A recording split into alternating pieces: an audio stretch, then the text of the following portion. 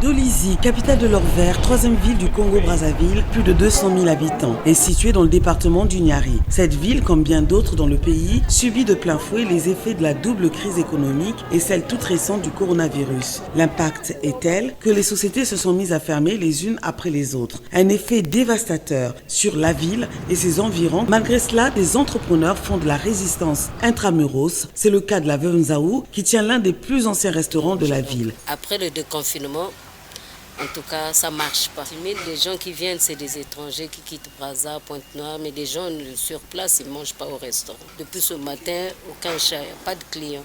J'aime la restauration.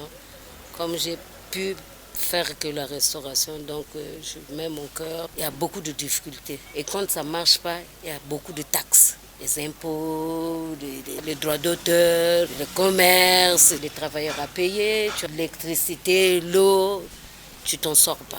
D'autres porteurs de projets ont intégré l'incubateur créé par la Chambre de commerce du Niari, de la Bwenza et de la Lekumo. Chambre de commerce qui s'est associée avec le Centre de gestion agréé, business consulting et logistique en sigle Buscologue. Cela pour apporter des prestations d'expertise, de conseil et d'assistance en matière administrative, comptable, financière, formation et logistique auprès des entreprises et collectivités locales. Dont une ferme située à Kinshasa, spécialisée dans l'élevage de poulets, de porcs et dans la pisciculture. Les autres entrepreneurs sont dans la transformation agroalimentaire, du manioc en farine panifiable, amidon, spaghetti, comme la structure Annie. Il y a la différence entre la farine de blé, qui est seulement appelée farine de blé, et la farine de manioc, qui est appelée farine panifiable de manioc de haute qualité. Une fois que la farine de manioc sera utilisée dans les boulangeries, dans les pâtisseries, mais même dans les ménages, le manioc va répondre à beaucoup des besoins de la société. On fait le béni avec l'amidon, du pain. Avec l'amidon, on fabrique les comprimés. Puisque même l'exploitation du pétrole, là, on ne peut pas forer sans l'amidon. On fabrique la peinture, le carburant, les cubes magiques, le lait en poudre. L'amidon est là. Lorsqu'elle est tamisée, elle devient fine. Donc, la farine panifiable de manioc de haute qualité, c'est ça. Ah ouais, c'est de la farine. Ouais. Donc là, l'amidon est en poudre. Des thés et des huiles essentielles à base de plantes aromatiques, des conserves de tomates, de bouillie à base de soja et même dans la conception des machines agricoles, des décortiquages d'arachides. J'ai acheté un sac d'arachides que je voulais bien décortiquer. Il fallait donc le faire à la main. Et ça m'a pris toute une journée. Et les paysans avaient vraiment des problèmes avec ce qu'ils produisaient. Parce qu'il fallait en réalité mettre au point une machine qui décortique, qui sépare, qui trie les grosses graines et les petites graines. Mais jusqu'alors, ils utilisent des techniques traditionnelles. Ça finit par déchirer des sacs. Actuellement, je présente le thé de la verveine, du gingembre, de la citronnelle, du bissap et du boulkoutou. Le gingembre traite la nausée et des vomissements. C'est une plante qui a beaucoup de vertus. Au lieu de prendre tout le temps des produits et en devenir accro. Tous les jus pratiquement que nous consommons sur place sont importés. Nous sommes au Niari, la matière première est disponible.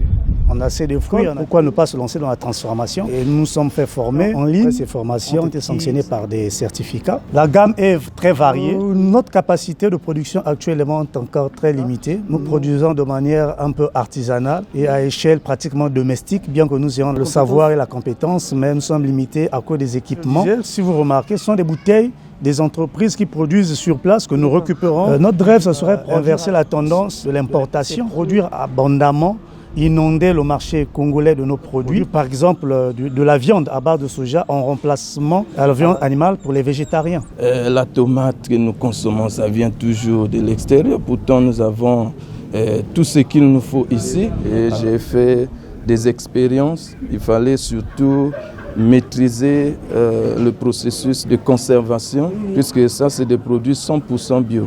Toujours pour juguler cette crise, plusieurs projets sont en cours, dont la création d'un fonds de garantie, des prêts bancaires et la mise en place d'un organisme de microcrédit intitulé « Financement des initiatives de développement économique au Congo, FIDEC en sigle ». C'est comme un parent qui va à la mairie pour délivrer l'acte de naissance de son fils. Et donc, quand vous voulez créer une entreprise, vous passez d'abord par la chambre de commerce. Ce sont des structures d'appui à la création d'entreprises. On vous parle des inconvénients sur votre forme juridique, par exemple. FIDEC est partenaire du cabinet. Vous êtes un porteur de projet, venez à FIDEC.